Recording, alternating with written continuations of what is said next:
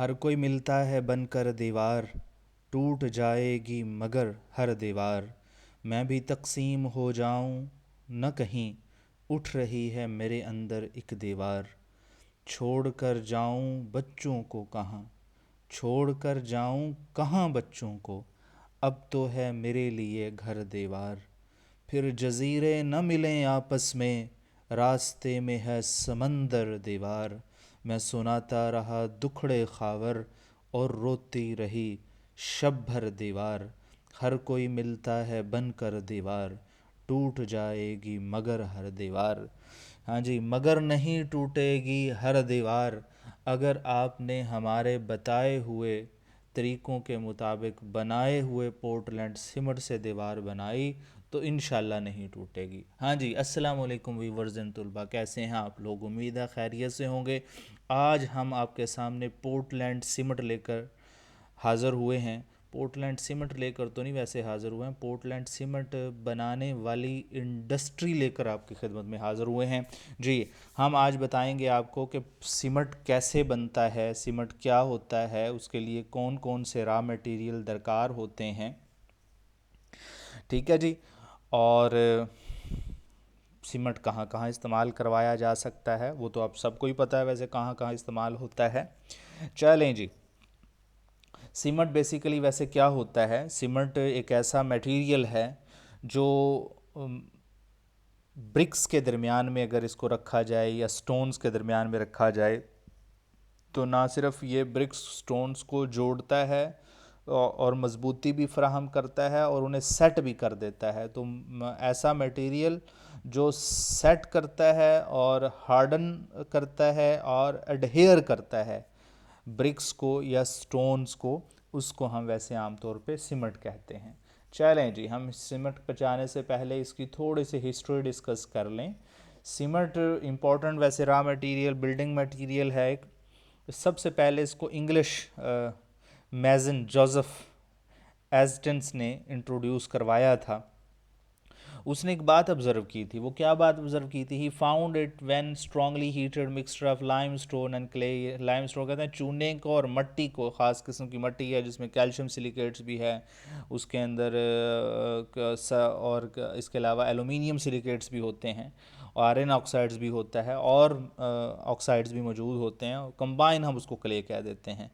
सोडे lime stones और clay, यानी तकरीबन लाइम स्टोन होता है 65% और 35% क्ले होता है। अगर दोनों को मिक्स करके स्ट्रांगली हीट किया जाए और उसके बाद जो आपके पास हीट करने के बाद जो मटेरियल मिलेगा उसको ग्राउंड करके पीस के आप वाटर के साथ मिक्स करें और थोड़ी देर के लिए उसे पेस्ट को बना के रख दें तो ये हार्ड हो जाता है, स्टोन्स की तरह, पत्थर की तरह। जब वो पत्थर की तरह हार्ड हो जाता है तो इंग्लैंड के अंदर उस ज़माने में बिल्डिंग स्टोन्स बनाए जाते थे, उनका रंग जो था वो भी ऐसा ही था। जब वो सीमेंट जो था उसका बनाया हुआ वो हार्ड होके स्टोन की तरह हो जाता था, यानी रिजेंबलेंस उसने देखी कि जो कुदरती तौर पे जो बिल्डिंग मटेरियल हम, बिल्डिंग स्टोन हम इस्तेमाल करते हैं वो भी ऐसे ही नज़र आता है और ऐसा ही हार्ड है जिस तरह का ये मटेरियल है। तो वहाँ से उन रॉक्स का नाम पोर्टलैंड रॉक्स था। तो उसी मुनासबत से उसने उस मटेरियल का नाम भी पोर्टलैंड सीमेंट रख दिया। ठीक है जी। तो पोर्टलैंड सीमेंट्स की बुनियाद जो है वो ऐसे पड़ी। पोर्टलैंड सीमेंट्स के अंदर डेफिनेटली दो बड़ी चीज़ें होती हैं, लाइमस्टोन्स और clay silica, iron oxide, alumina, ये तमाम को कंबाइन हम क्ले कह सकते हैं। This was the start of Portland cement industry as we know now today. अब दुनिया में बहुत ज़्यादा सीमेंट इंडस्ट्रीज़ मौजूद हैं और रोज़ ब रोज़ तरक्की कर रही हैं क्योंकि रोज़ ब रोज़ बिल्डिंग बनाने का काम और अदर यूजेस सीमेंट के बढ़ रहे हैं। ठीक है जी। Cement is no low in cost, definitely cost जो है वो डिपेंड करती है लोकेशन पे, और सीमेंट इतना महंगा नहीं बनता क्योंकि लाइमस्टोन भी सस्ता है और क्ले भी सस्ता है। It is applied everywhere in the construction of house, buildings, roads, industrial plants, dams, bridges and many other structures. हर जगह इसको इस्तेमाल करवाया जा सकता है। अच्छा जी, सबसे पहले बात करेंगे सीमेंट की डेफिनेशन की। सीमेंट एक ऐसा मटेरियल है जो कैसे हासिल होता है। वो हमने पहले ही बता दिया आपको कि लाइमस्टोन्स को और क्ले को हीट करने से हासिल होता है। तो by burning the intimate mixtures of calcareous and argillaceous material, इसको साइंटिफिकली और इसको केमिस्ट्री की नज़र से देखा जाए उस मटेरियल को, तो कैलकैरियस material and argillaceous material, limestone को आप कैलकैरियस मटेरियल कह सकते हैं, इसके अलावा जो क्ले है उसको आर्गिलेसिस मटेरियल कह सकते हैं। ठीक है जी। उसको जब हीट करते हैं तो छोटे छोटे दाने बन जाते हैं, बीज के दानों के बराबर, उन्हें क्लिंकर्स कहा जाता है। फिर इन क्लिंकर्स को पीस के फाइन पाउडर बना लिया जाता है। ठीक है जी। और इसको पैक कर लिया जाता है तो उसको हम सीमेंट कह देते हैं जी। रॉ मटेरियल के लिए 3 रॉ मटेरियल बड़े इंपॉर्टेंट हैं कैलकैरियस मटेरियल, इनको हम बेसिक मटेरियल भी कहते हैं। लाइमस्टोन आ जाता है, इसमें लाइम चूना भी डाला जा सकता है, मार्बल, चाक, मैरीन शेल्स को इस्तेमाल किए जा सकते हैं, लेकिन अब सबसे ज़्यादा लाइमस्टोन ही इस्तेमाल किया जाता है या मार्बल।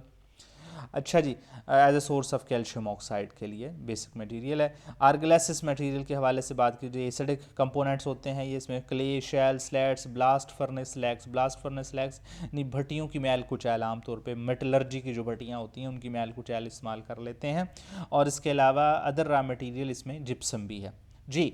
आपके शार्ट क्वेश्चन में 2 नंबर का पेपरों में 2 नंबर का शार्ट क्वेश्चन आ जाता है, what is the composition of ordinary Portland cement या सिंपल पोर्टलैंड सीमेंट की कंपोजिशन क्या है जी। अगर आप इस सीमेंट को 2 हिस्सों में डिवाइड करें कि एक तो लाइमस्टोन है, दूसरा क्ले है, तो आप इतना ये ध्यान रखें कि जो लाइमस्टोन है वो तकरीबन 65% होता है, और इन 64.6% तकरीबन 65% हो जाता है। बाकी 35% सारा क्ले होता है, क्ले मछली का, iron oxide, magnesia, sulphur trioxide, और इसके अलावा और भी थोड़े बहुत ऑक्साइड्स हो सकते हैं, लेकिन मेजर कंपोनेंट्स यही वाले होते हैं।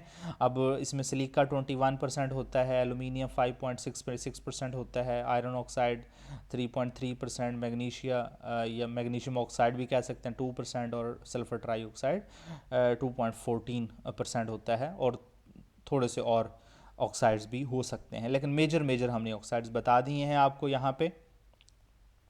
अच्छा जी। मैन्युफैक्चरिंग कैसे की जाती है अब सीमेंट की, हम आपको आज हम डिस्कस करेंगे थोड़े से मैन्युफैक्चरिंग के प्रोसेस भी।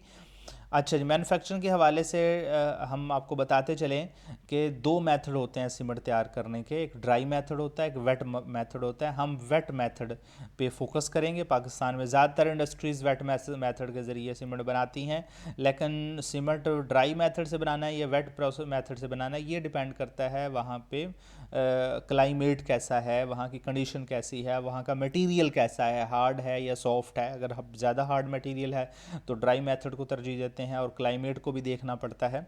अच्छा जी। फिजिकल कंडीशन रॉ मटेरियल की देखनी पड़ती है, लोकल क्लाइमेट देखना पड़ता है, प्राइस ऑफ फ्यूल देखना पड़ता है। लेकिन in Pakistan most of factory use wet process. Wet process का एक फ़ायदा ये होता है कि यहाँ पे एक सॉफ्ट मटेरियल के लिए इस्तेमाल होता है तो वेट प्रोसेस, दूसरा इसमें डस्ट फ्री मेथड होता है, और ग्राइंडिंग में आसानी होती है इसके हवाले से, और इसके हवाले से कंपोजिशन ऑफ सीमेंट्स को भी इजीली इसमें कंट्रोल किया जा सकता है। ठीक है जी। वेट प्रोसेस में कितने स्टेप्स होते हैं? 5 स्टेप्स हैं। कुछ स्टेप्स इंशाल्लाह आज हम डिस्कस कर लेंगे। क्रशिंग और ग्राइंडिंग ऑफ रॉ मटेरियल है, मिक्सिंग द रॉ मटेरियल है, और हीटिंग द रॉ मटेरियल है, रोटरी काइंस के अंदर हीट करना, फिर ग्राइंडिंग करना, फिर इसके बाद मिक्सिंग और ग्राइंडिंग करना सीमेंट्स क्लिंकर्स की विद जिप्सम के साथ।